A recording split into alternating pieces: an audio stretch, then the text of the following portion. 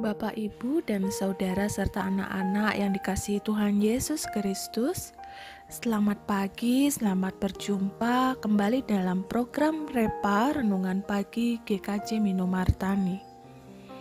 Hari ini kita akan membaca dan merenungkan sabda Tuhan yang terdapat dalam kitab Hakim-Hakim pasal 2 ayat 19 yang demikian bunyinya.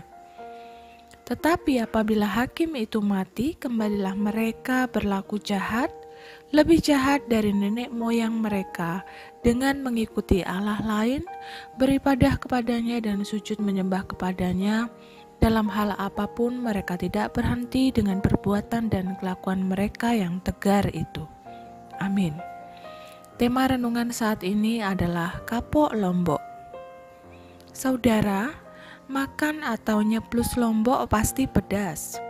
Tetapi toh demikian banyak orang tidak kapok, kepingin nyeplus lagi. Kenyataan seperti itu sering dilakukan orang dan mungkin juga termasuk kita. Ketika kita tahu bahwa kita telah melakukan sesuatu yang salah, kita akan berkata, "Aku tidak akan melakukan hal itu lagi."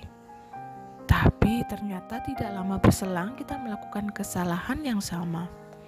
Sebagai contoh si Koko, suatu hari ia malas untuk membersihkan kamar.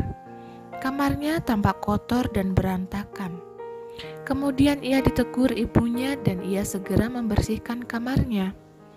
Setelah itu ia berjanji kepada ibunya, "Bu, mulai besok Koko akan rutin membersihkan kamar setiap hari supaya bersih dan rapi." Ternyata janji tinggallah janji. Keesokan harinya, Koko tetap malas. Ia tidak membersihkan kamarnya. Bangsa Israel ternyata juga sering kapok lombok.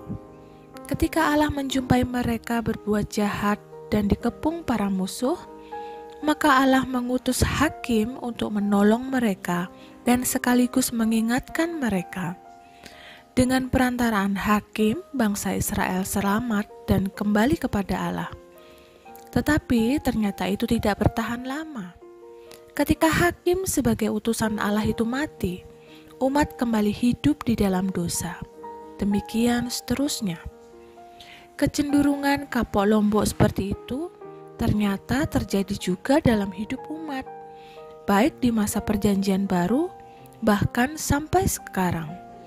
Oleh karena itu, kita perlu untuk terus mengingat nasihat Paulus kepada jemaat di Efesus, supaya kita tidak kapok lombok dalam hal dosa. Demikian Efesus pasal 4 ayat 17 dan 18. Sebab itu kukatakan dan kutegaskan ini kepadamu di dalam Tuhan. Jangan hidup lagi sama seperti orang-orang yang tidak mengenal Allah, dengan pikirannya yang sia-sia dan pengertiannya yang gelap, jauh dari hidup persekutuan dengan Allah, karena kebodohan yang ada di dalam mereka dan karena kedegelian hati mereka. Marilah kita berdoa. Ya Tuhan, bantulah kami untuk sungguh-sungguh hidup di dalam firman-Mu, sehingga kami menjauhi segala perbuatan yang jahat dan dosa. Tuntunlah kami di sepanjang hari ini. Dalam Kristus kami berdoa. Amin. Demikian renungan hari ini. Selamat beraktivitas teriring berkat Tuhan.